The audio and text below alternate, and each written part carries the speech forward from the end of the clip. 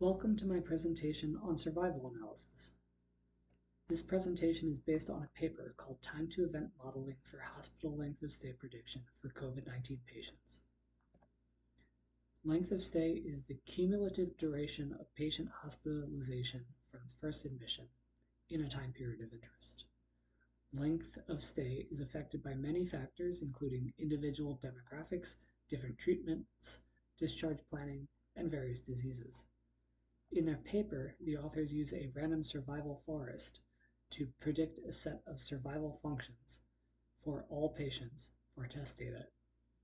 A survival function for a patient relates to a PDF of length of stay for that patient. We consider a data set of patient information based on GitHub repository COVID.los.prep. There are 60 columns and 644 rows other than the header. 3 columns contain demographic values. 7 groups of 5 columns each contain values relating to vitals. 20 columns, corresponding to the 20 most common diagnoses among patients, contain indicators of whether patients have those diagnoses. 1 column contains lengths of stay. 1 column contains ones, indicating that all patients were discharged. Here is some EDA. A histogram of frequency of length of stay versus length of stay. You might notice that the distribution of lengths of stay is very skewed to the right. Common LOS models are classification and regression.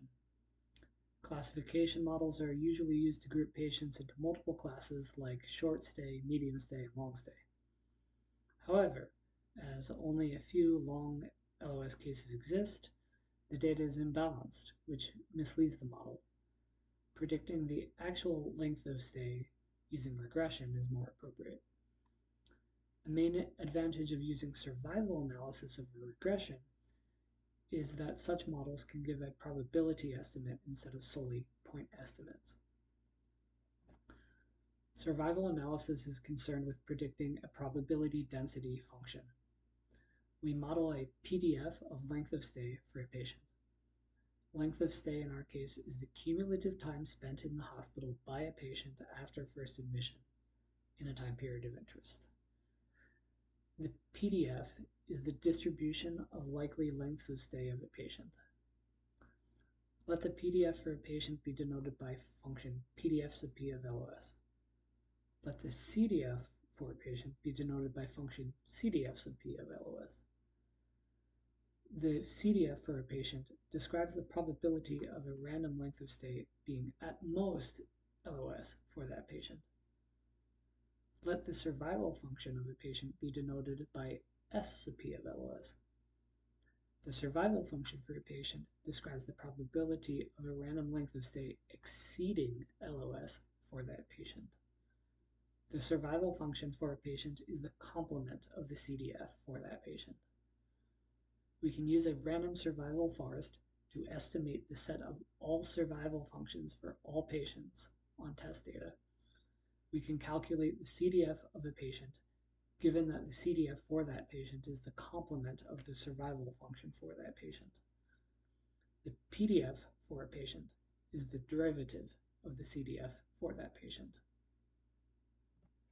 Based on GitHub repository COVID.los.prep, I created a Python module to conduct the above survival analysis.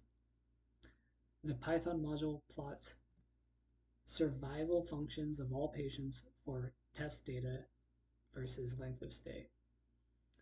The Python module also plots CDFs of all patients for test data versus length of stay.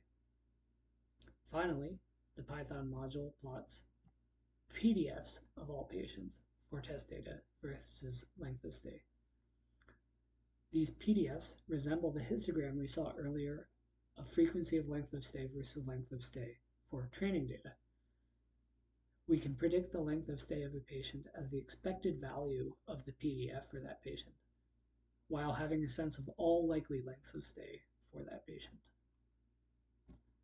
This concludes this short video. I would like to acknowledge the authors and ChatGPT. Let me know if you have thoughts, questions, and/or feedback.